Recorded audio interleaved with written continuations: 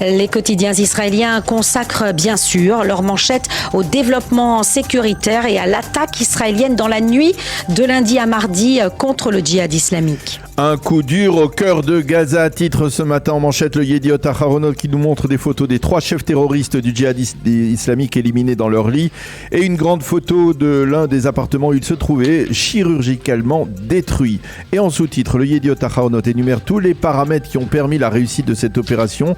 La décision prise par le Premier ministre et par Yoav Gallant sans impliquer le cabinet restreint, la précision des services de renseignement du Shin Bet en temps réel et les 40 appareils de l'armée de l'air qui ont participé à ce raid.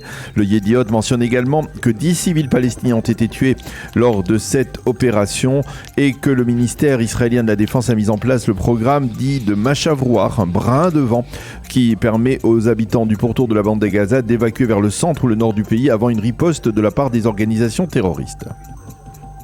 L'autre grand quotidien israélien, Daniel, le Israël Hayom, lui aussi consacre l'essentiel de sa une à cette opération. Et le Israël Hayom lui résume cette opération et ses répercussions en 2 mots, l'audace et l'état d'alerte. Le journal souligne qu'Israël se prépare à une réaction du djihad islamique à l'élimination de 3 de ses chefs. Le patron du Shin Bet, Ronen Bar, a déclaré hier soir « Nous sommes prêts à tous les scénarios ». Quant à Binyamin Netanyahou, il a affirmé « Je suggère aux organisations terroristes de ne pas nous mettre à l'épreuve car nous réagirons avec puissance ». En titre de la page 2 et 3, le quotidien gratuit affirme « Il faut restaurer notre force de dissuasion ». Le Maariv lui a choisi de mentionner dans sa page d'ouverture le mécontentement des Égyptiens. Après cette opération, les Égyptiens qui, selon le Maariv, auraient repoussé les appels d'Israël à une médiation avec les factions palestiniennes à Gaza. Et puis les sites d'information mentionnent également en évidence ce matin les révélations du chef du Shin Bet, Ronen Bar, qui a affirmé hier soir que ses services avaient déjoué une tentative de tir de roquette à partir de Jenin en Judée en Samarie. Dans les journaux télévisés d'hier soir, on a pu voir de nombreux habitants du sud du pays, à la fois heureux et sous tension en même temps. En effet, les médias israéliens massivement déployés depuis hier matin dans le pourtour de la bande de Gaza ont interrogé les habitants du sud. L'immense majorité de ces habitants se sont félicités de l'opération des forces de Tzahal et du Shin Bet et les ont encouragés à aller de l'avant sur la voie de la fermeté. Mais dans le même élan, beaucoup de ces habitants, dont certains vivent dans cette situation de crise quasiment depuis 20 ans, sont réalistes et comprennent que sur le fond, la situation à Gaza ne va pas changer radicalement. Hier, dans son intervention aux côtés des responsables de la défense nationale, Binyamin Netanyahou a d'ailleurs rendu hommage à la résilience de ses habitants du sud du pays.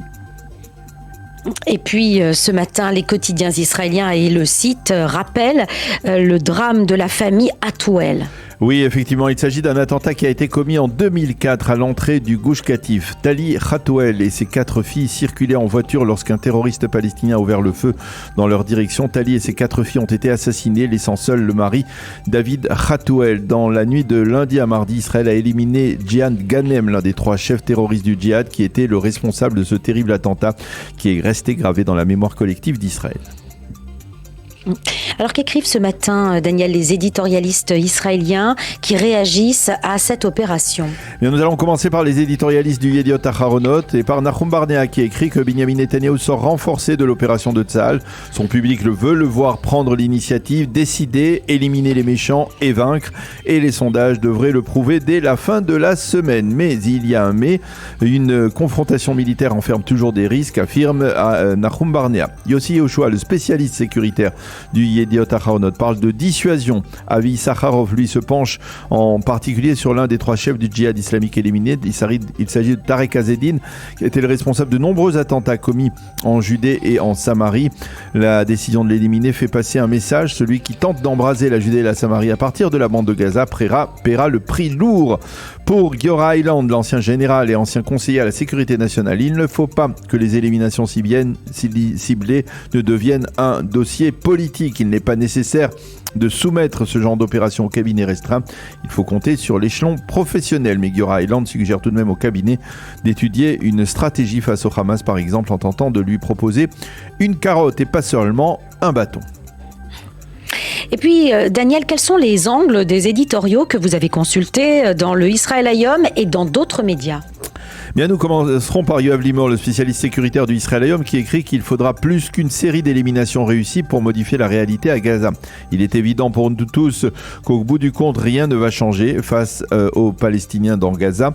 Limor écrit que certains des responsables politiques israéliens qui se sont gargarisés après ces 3 éliminations ciblées n'étaient pas nés lorsqu'Israël a commencé à éliminer ses ennemis à Gaza. Shirit Avitan Cohen écrit que si l'objectif de l'opération israélienne était politique, alors dès hier matin, on aurait pu la qualifier de victoire éclatante de la part de Binyamin Netanyahou sur Itamar Ben-Gvir. Mais Netanyahou a prouvé une fois de plus qu'il n'est pas mu par des intérêts politiques, mais uniquement par des intérêts sécuritaires. Et elle explique que Netanyahou a compris qu'il ne pourrait soumettre un plan militaire aussi précis au cabinet restreint sans risquer des fuites. Pour Meir Ben Shabbat, l'ancien conseiller à la sécurité nationale de Netanyahou, l'objectif d'une telle opération est de faire élever le prix que les organisations terroristes vont payer pour chacune de leurs provocations. Pour Yossi Werther dans le Haaretz, cette fois, il ne serait pas correct de dire que Netanyahou a lancé cette opération uniquement pour redorer son blason politique, mais il considère que la politique a tout de même joué un rôle parce qu'en lançant l'opération contre le djihad, le Premier ministre a de facto permis à Itamar Ben-Gvir de redescendre de l'échelle où celui-ci avait grimpé. Alors, et puis, nous terminerons cette revue de presse par la qualification de Noah Kirel pour la finale de l'Eurovision, Daniel.